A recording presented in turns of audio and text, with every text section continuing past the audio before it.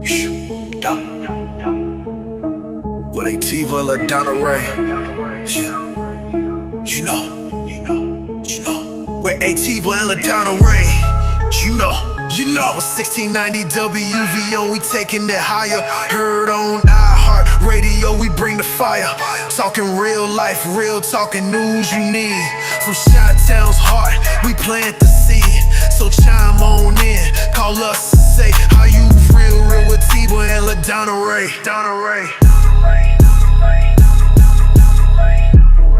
Welcome. You are listening to, you are watching, you are indeed witnessing the all-new afternoon show with Atiba Buchanan and LaDonna Raeh. Hey, well, that's Raeh. It's LaDonna Raeh. Good afternoon to you, ma'am. How are you? I'm doing swell-tastic. Yes. Interesting shirt you're wearing. But yeah. What do you want to mean talk about it now? Or you want to? What do you mean it's interesting? Well, it's first just a of all, t-shirt. You can see it on WVON's Facebook page because we are live on WVON's Facebook page. And if you are looking, one, please leave a comment. Let us know that you're alive and let us know where you're listening from. We love for you to check in. Please share the show. And lastly, you see somebody in studio with us. Mm-hmm. If you don't mind, I'm going to defer to you to introduce our esteemed guest. Moi, and he is the reason I'm wearing this t-shirt. So today's guest is globally recognized as a voice in Black consciousness, education reform, and unapologetic Pan-African liberation. He is a doctor of clinical psychology and a certified school psychologist, an activist, an author, and a relentless advocate for African-centered education. You may know him from viral lectures, fiery interviews, or simply as the man who coined terms like the snow bunny crisis and exposed what he calls the special education hustle in America's school system. Ladies and gentlemen, please welcome Mr., or should I say, Dr. Umar Ifatunde. Peace and Pan-Afrikanism, Black Power. Shout out to my entire Chicago family. Glad to be back in Illinois. And let us all remember the right, excellent, honorable Marcus Messiah Garvey, who joined the ancestors this day 85 years ago. Black Power. Oh, man, thank you so much for joining the afternoon show and being here. Thank you. Tell us a little bit more, if you don't mind, about where you're from for listeners that may not be aware, and then your subsequent connection to Chicago. Yes, indeed. I'm from North Philadelphia, same neighborhood as Bill Cosby, Jill Scott, Meek Mill. That's where I've spent most of my life. I'm still there now. I'm a psychologist by training, political scientist by training, school principal by training, and I'm a Pan-Africanist and an activist.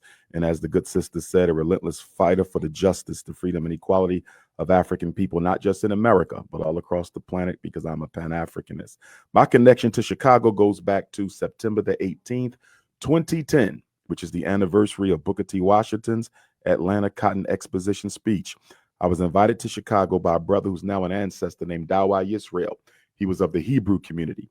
And Brother Dawa invited me to Chicago, and we did a public access TV interview on September 18th, 2010. He gave me a copy of that interview.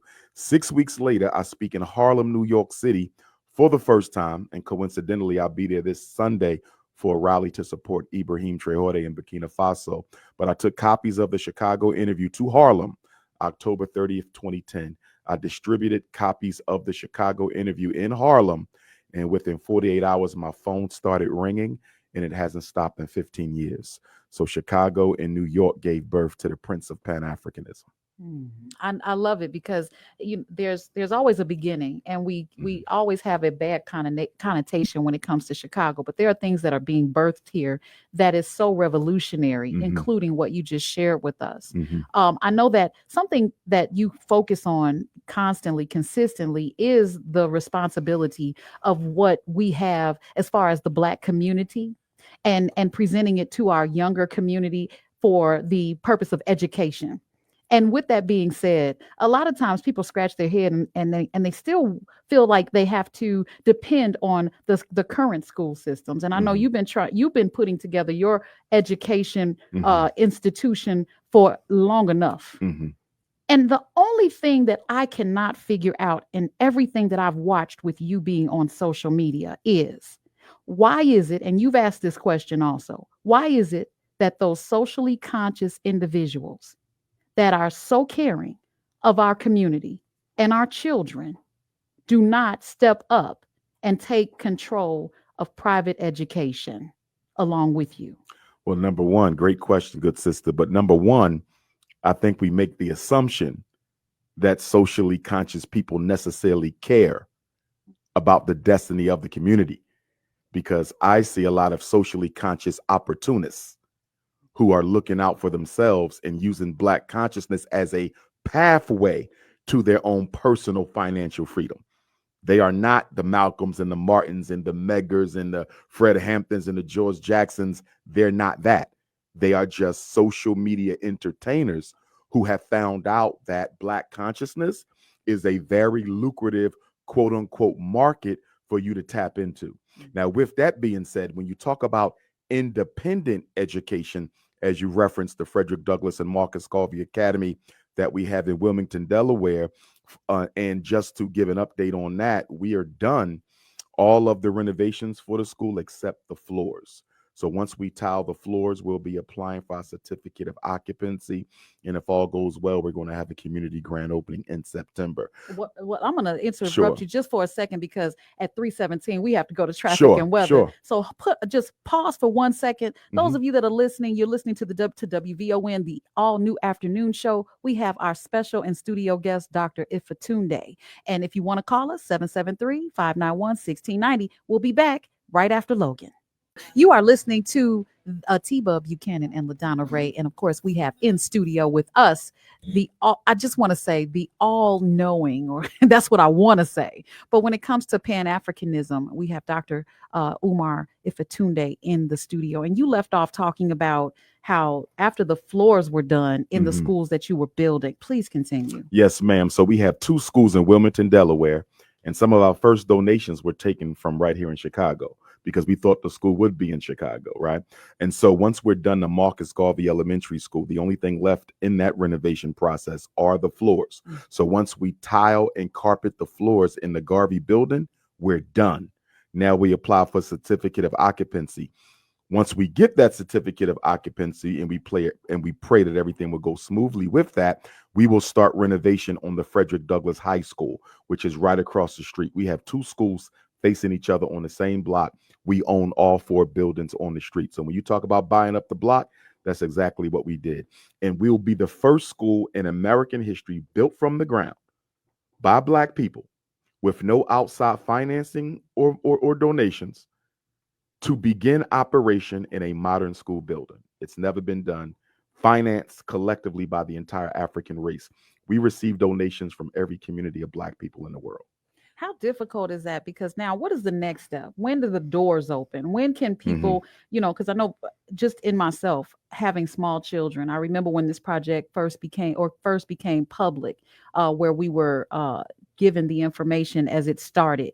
And all I thought about was, I want my kids to go to that school. Well, now they're in high school, so they missed that opportunity. But for those that are listening and are aware of what you're building, what is the next step so that these doors can get open and they can plan for enrollment? Well, once we renovate and once we get our certificate of occupancy, then we'll plan for the students. It'll probably be next year, because we need a year of headway to make sure everything's in place, because you just can't open up the doors. You got to make sure you got a lot in place when you're dealing with children. And then we'll get started. As far as a firm start date, we don't have one. And I don't feel any pressure to give one. I think we're on divine timing. We're the first to do exactly what we're doing. And so when the Lord says it's time for the doors to open, the doors will be open. Dr. Umar, if I may ask, what can people expect to be different about the school, both scholastically and culturally? Great question. Number one, Dr. Umar will be a teacher. There's no other school on the planet Earth where your child's history teacher will be the Prince of Pan-Afrikanism. So I make it different. In addition to that, in addition to science, language, social studies, and mathematics, we will also have agricultural science. The state of Delaware is the 2nd largest agribusiness state in the entire country. So we'll have no trouble being able to work with our Black farmers in Delaware and also create our own farm. We're actually looking at farms now to have a small little farm to go with the school. So you got your agricultural science. We're also going to have dietary and nutritional science. So we're going to teach them the science of how to eat to live. Dr. Sebi's science, a part of that will be in there. You know, many of our great master teachers, Dr. Laila Africa, who I was with right before he transitioned into Gambia, I think that was 2019 or 20, you know, his science will be taught there. So the children will actually learn food prep. They will be able to break down the food in terms of nutrition, how to bring it all together. There will be military and political science. They will understand the world that they live in. Why does Donald Trump have such a big problem with Captain Ibrahim Traoré of Burkina Faso? Why is Africa the richest continent with the poorest people? Why are American Africans, a $2 trillion economy, but we don't have a single Black Wall Street nowhere in the country? So there will be political and military science. There will be economic and financial science. They will learn how to prepare their own taxes, invest in the stock market, manage their own money, produce their own business plan. And when they graduate, they'll get their first business loan from us directly. There will also be the science of the Black man, woman, and child, because we got to teach Black boys how to respect Black women and vice versa. So they will be taught how to be men. And then the last science will be spiritual and astrological science. They don't have to practice it, but they have to learn how our ancestors related to and worship the Almighty way before Muhammad, Jesus, Abraham, and Moses.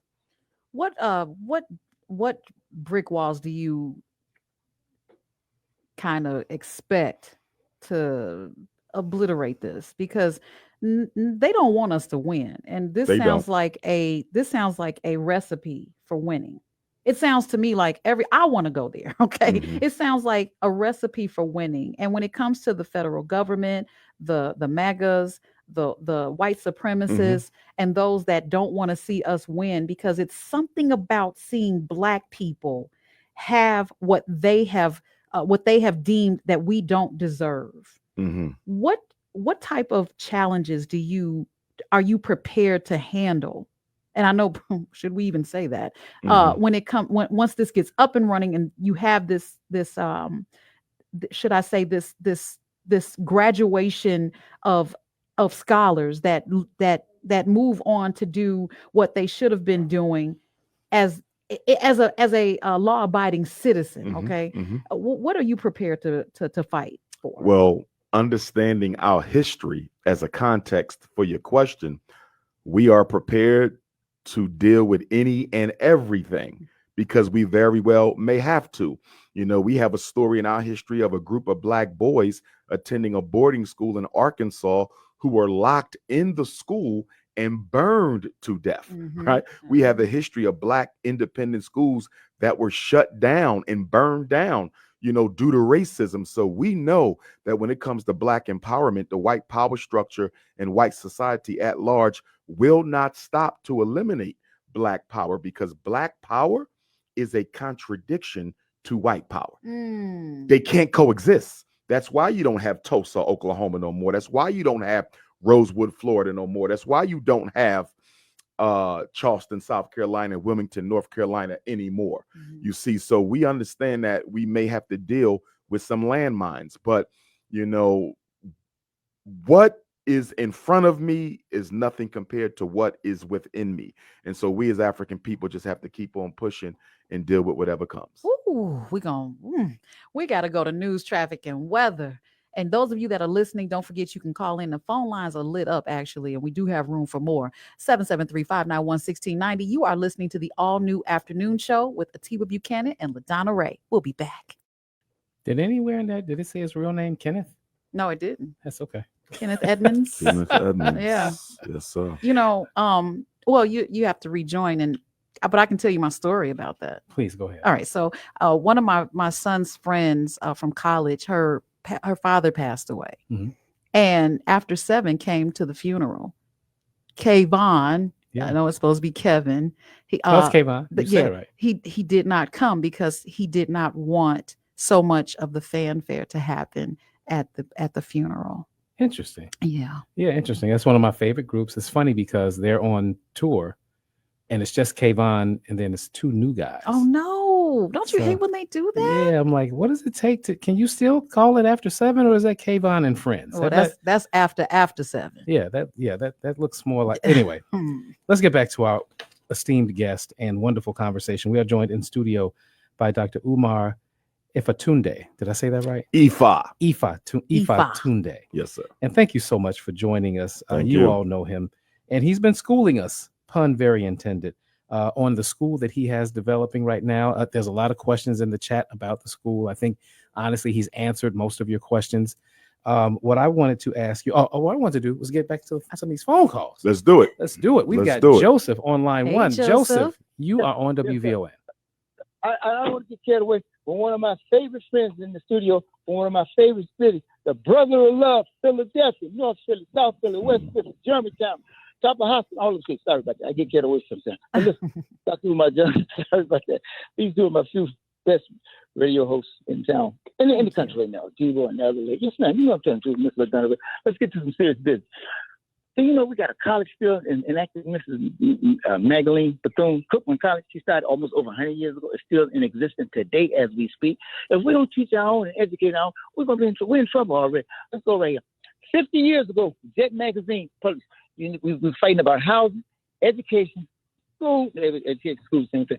Housing, education, police and unemployment, police brutality, and unemployment. We was doing that 50 years ago. It's a 5 with a 0 on it. And here we are today doing the same thing. Dr. Umar Johnson, God bless you, keep you safe, keep you healthy, and stay free. When I come to Philadelphia, I'm going to look you up because you won't be hard to find. I'll be doing some work with Kenny Gamble and Leon Huff with Philadelphia National Record. And so I just say, bless you, bless the whole entire city. Is Dr. Paris Johnson still over there? I think so. I'm not sure. And his other brother, his dad, was the guy. Quit answering your own questions. What's wrong with you, I just Joseph? want to ask. Thank you so much. I just want to ask Dr. Umar Ifatunde. Did you get all of that? Most of it. Okay, because I think I got most of it. Yes, talks sir. really Brother fast. speaks Well, quick. he did make one point. Yeah. The one point that I caught was the same things that we're fighting for, Mhm. struggling for today Mhm. were the same battles 50 Mhm. years Yep. ago. Correct. We're in And the you can same go place. 50 years before that. So he Mhm. raises a great point. Eddie, you are on Hi, WVON. Eddie. Hey, hello, Sister LaDonna and Brother Teep. Hey, Hello. Hello, and Dr. Umar, it's an honor and a pleasure. to Peace, speak to you. King. Thank you. I've on this station often I advocate for Black people to form a block, a voting block, and make demands, and whichever party, be it Democratic or Republic, that signs off on those demands is the one we get our vote. In essence, we should leverage our vote instead of continue to do as we're doing, which is just blindly giving it away to one party, regardless of what we get in return for that vote. And I can tell you right now, as I put aloe vera on my wounds for bringing this to the community, it's met with, for the most part, negativity, pushback, and like it's the most absurd thing that Black folks have heard, simply because, and the main reason is because they feel that we have no options. It's a matter of the lesser two evils, and that although we don't get what we're supposed to get from the Democrats, it's still the best option for Black people. And I just feel that we could do much better. But once again, if you just give something away, you're always going to be taken for granted because you're a given. And I don't want to be a given. I just want to get your thoughts on that and your thoughts for Black people's unwavering, for the most part, loyalty to the Democratic Party. thank you, Eddie. I completely agree with you.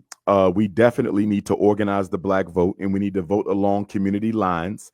I do believe that we're nothing but a political football, to use a Malcolm X analogy, that's being thrown back and forth between conservative and liberal Democrats and conservative and liberal Republicans, and we don't get anything out the deal. I mean, we can go back to the last presidential election between Democratic nominee Kamala Harris and Donald Trump. Neither one of them had anything on the agenda that particularly spoke to the Black reality, and yet Black people still felt that they had to be loyal to Kamala or vice versa, and we got nothing out of it. We got nothing out of any of the presidential elections over the past 25 years, even, because we do not vote as a group.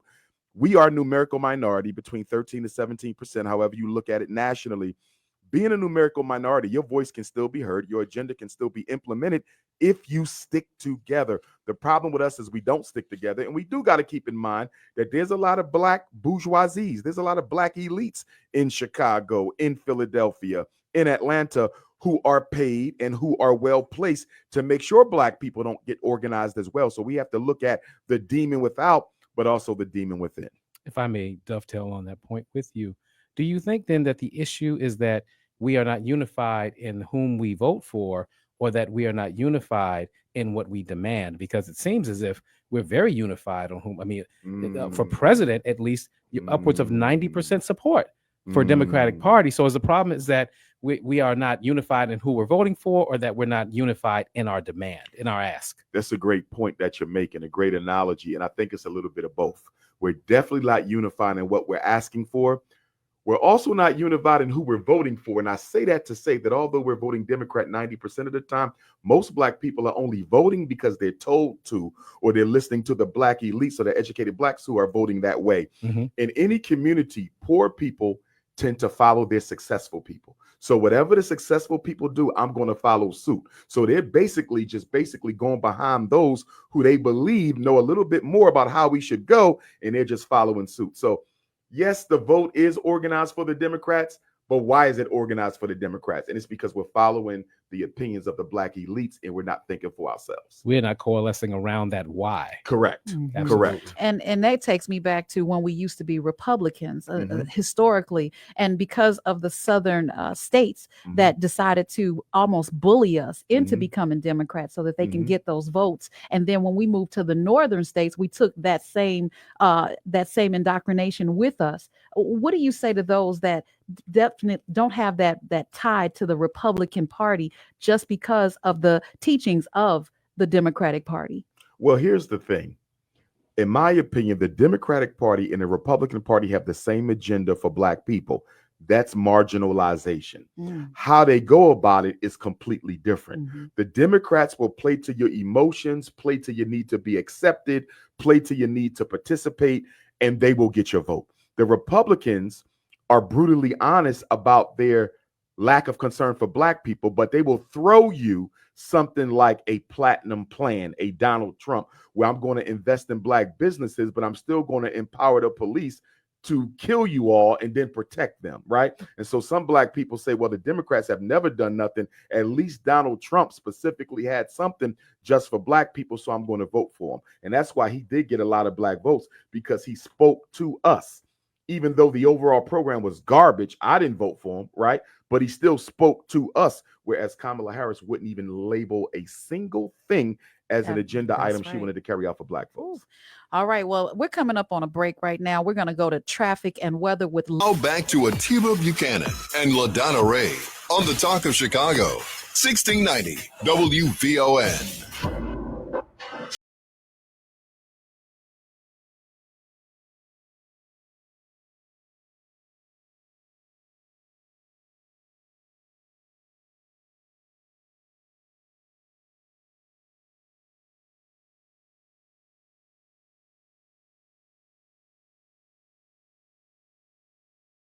Dr. Umar Ifatunde, and thank you so much again. He's in studio, guys. Yes. The phone lines are lit. Now we don't have an open line, so I guess we got to take more calls and free up some space. You guys got a lot. I'm going to take Najila because I've never seen that call before. Hey, Najila, thanks for calling. Najila. Hi, this is my first time calling in, you guys, and I've been listening to this station for over a year now. And something just told me to call in today. I want to give a special thank you to Umar Ifatunde for everything that all the information that he's been putting out over the course of his career. I have my children watching your content. My husband watches your content. And I'm really excited to be speaking with you today. My question is for therapy, though.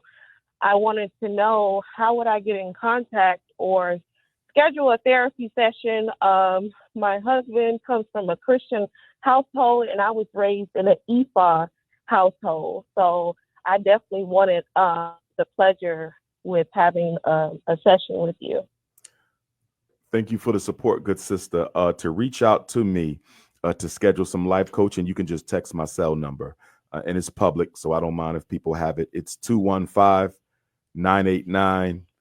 9858. Again, that's 215-989-9858. I'll be traveling until Monday. So if you reach out to me after that, we can schedule that session. And I would just say this, though, because I'm also an Ifa devotee. I practice Yoruba spirituality. It's important for us to make sure our brothers and sisters who belong to the major world religions understand that Ifa and all African spiritual traditions, that's a part of our culture. It's not a religion. Yes, absolutely. It's a part of your culture. Absolutely. So it can coexist. It's a part of our spirit. Yes, ma'am. It can coexist with any religion. And in Africa, you actually see it coexisting very well. So, for example, I know imams of masjids in Africa who are also priests of the ancestors. I know priests of churches in Africa who are also the priest or priestess of a particular divinity. It's only in America, because of the traumatization we suffered as a result of slavery, that we believe that we have to choose between religion and culture.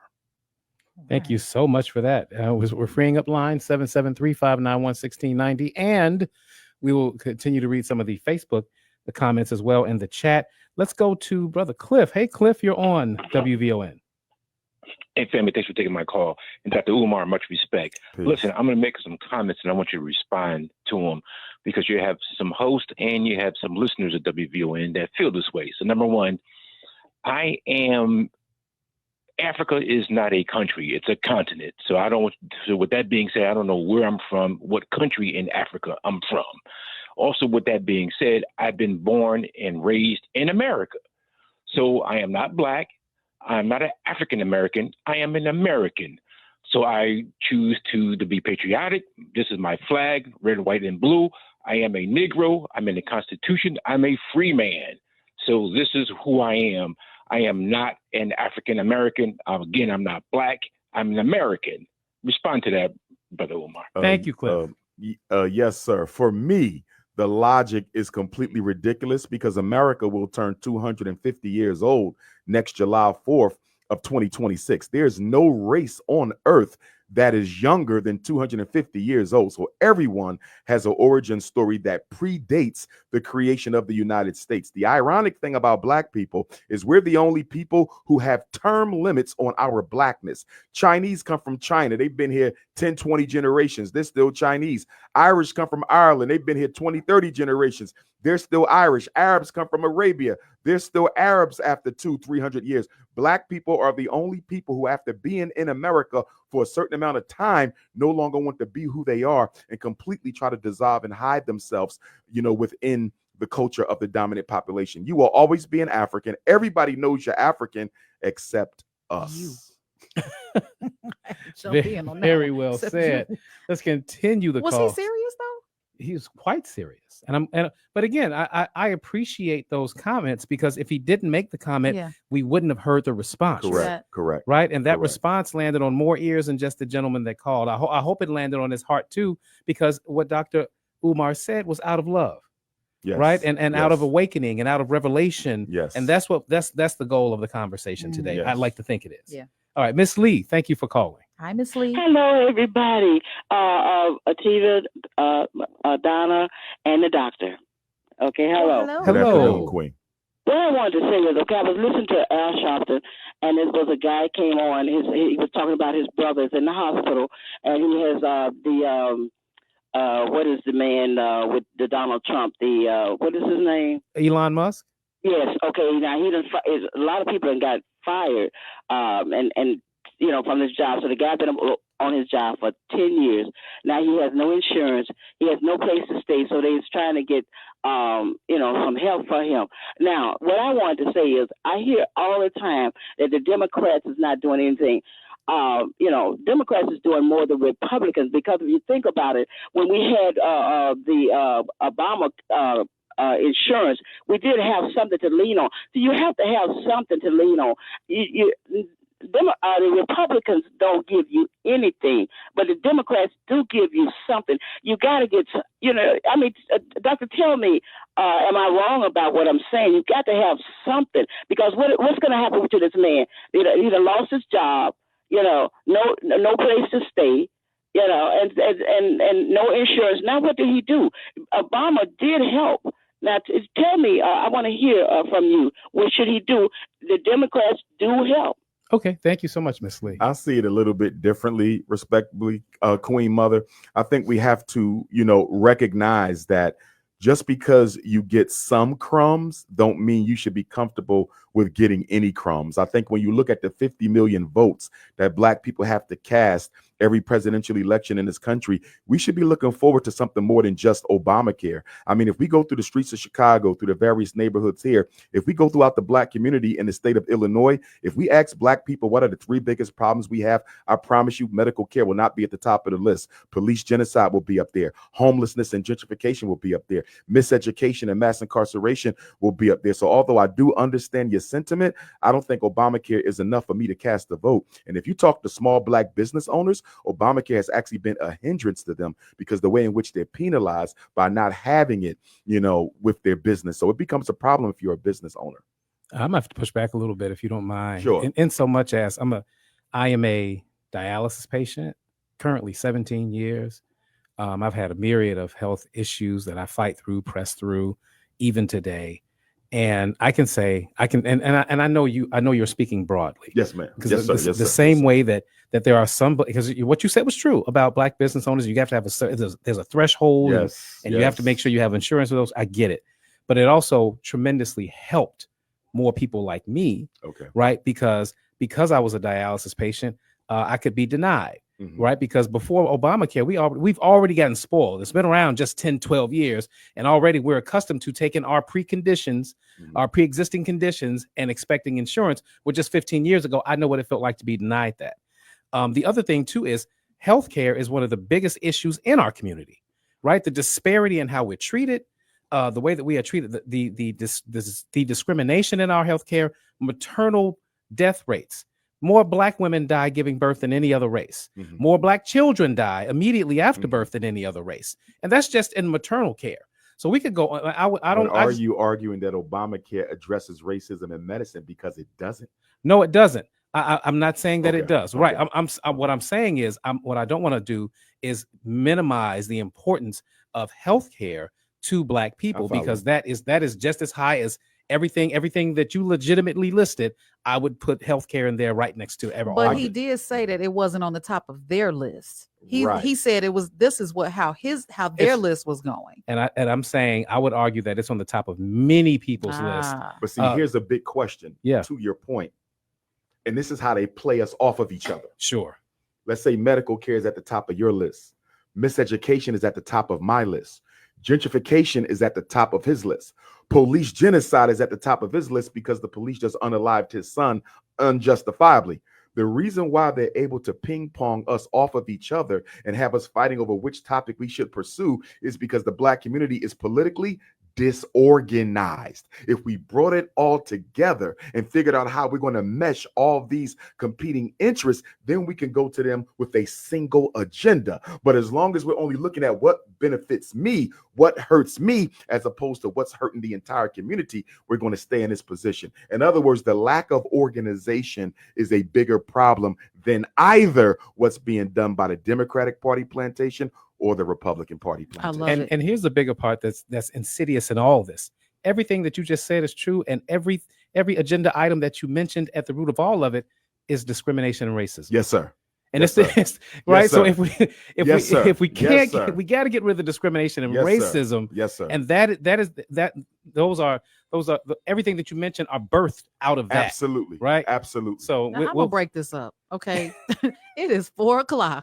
We have to go to break, guys. We got to go to news, traffic, and weather, and we'll be right back on WVON 1690. You're listening to the all new afternoon show. More of your calls will be answered. We'll be right back.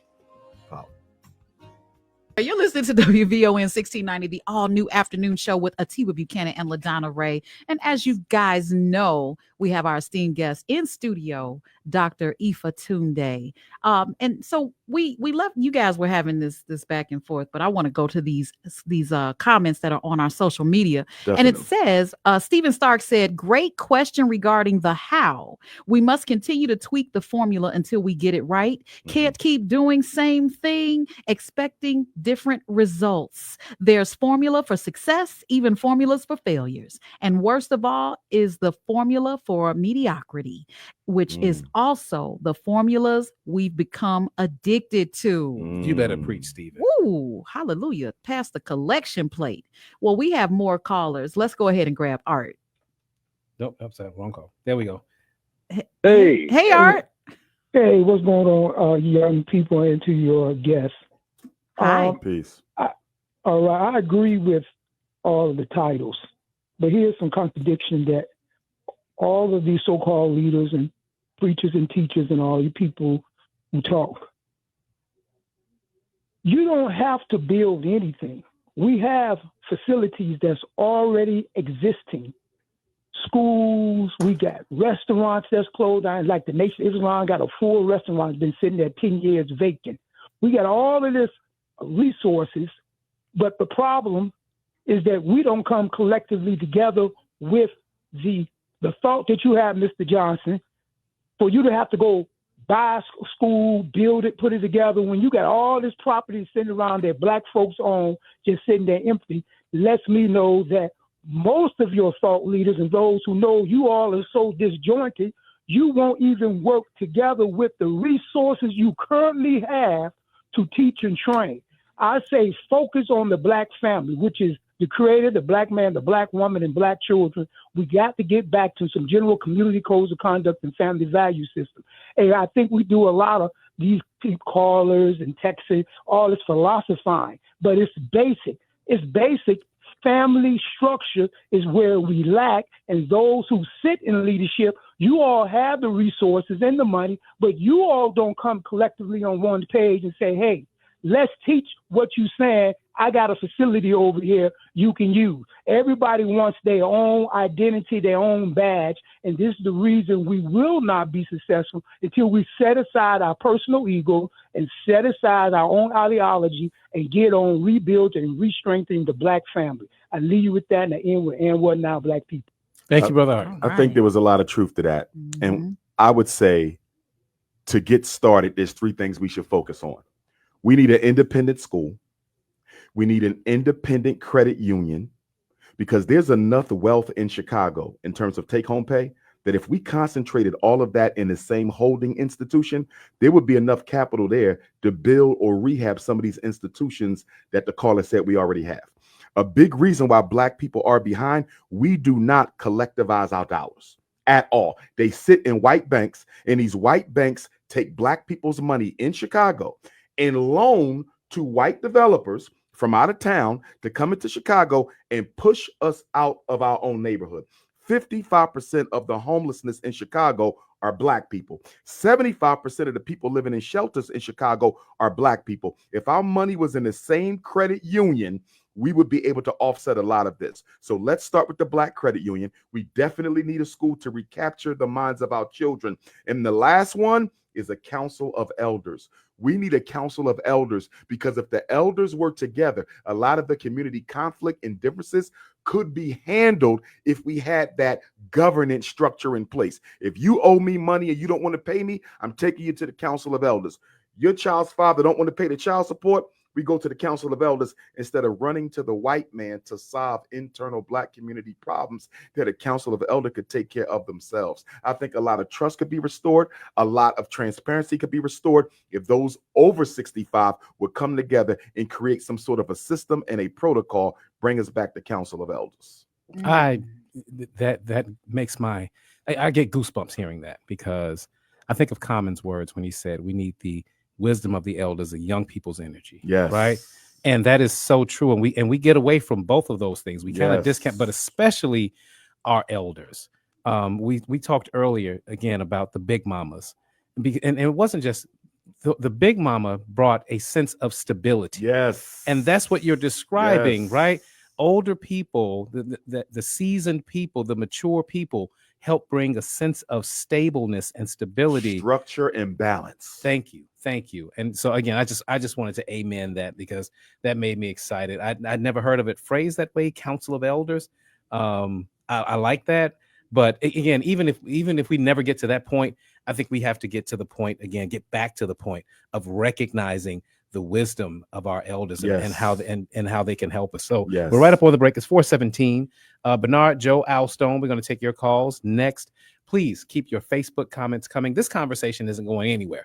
Dr. Ifatunde has been kind and gracious enough to hang with us for I ain't gonna even tell you how long. I just so Right. he Just here, just just hang listen. on. He here right now. That's right. He ain't going nowhere right now. We even tried to feed him, and he He's couldn't like, even. yeah. Oh, I wanted some chicken. Damn! I'm a chicken man. We even too. tried to You know, feed I him. didn't even want to look at the chicken. Yeah, we 'Cause not if I gonna see do that that. I'm gonna chicken, go I'm gonna get- break my fast. Yes, Yeah, we I'm not gonna go do get that. me a piece right now. I'm so wrong. So wrong. We'll be right back, guys. More from Atiba Buchanan and LaDonna Raeh coming up on the Talk of Chicago, 1690. All right, we're back and we're on WVON 1690, the Talk of Chicago, the all-new afternoon show with Atiba Buchanan and LaDonna Raeh. I want to thank everybody for all those comments to Dr. Ifatunde. That's right. He's in studio with us today, and this has been such a treat. The callers have called in with their concerns and what their talking points, but I want to switch gears, Dr. Umar. Yes, ma'am. So for a moment, this will take us to talk about something that's really hot right now. Everybody's seeing it unfold on the news. Yes. There's something that is so dividing, and it's it's dividing a lot of communities, I should say. The migrant crisis and ICE agents are present in urban areas, including right here in Chicago. Now, some of our listeners are asking and have asked up to this point, should Black people be getting involved in this issue? Or should we stay laser focused on our own people? Because we're still fighting for basic dignity in this country. Here is my position on the migrant crisis and the migrant protests that are sweeping the country. No group has ever come to America to help Black people. No group has ever helped Black people.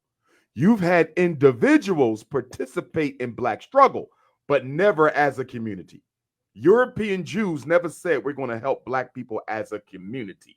Latinos never said we're going to help Black people as a community. They come here to replace us. And most of them align themselves with the white power structure against African people. With that being said, I do not support Black people getting involved in the migrant protests. That is not our fight. If you say you're going to do it, am I going to stop you? No. I would never stop someone from doing something that they feel is right. Is Dr. Umar participating? Absolutely not. Am I going to help Donald Trump get them out of the country? Absolutely not. Because as the victims of oppression and the worst victims of American oppression, it would be complete hypocrisy for me to work against the best interests of another people. But am I going to help them? That is not my fight. Now, I'm concerned that if we're looking at what they're doing with the migrants, are we next? Should we get in? But just to circle back, should we get involved just to minimize the situation when or if we're next Out on of that self-preservation. list? Exactly. If we are next, we were going to be next anyway. Because guess what?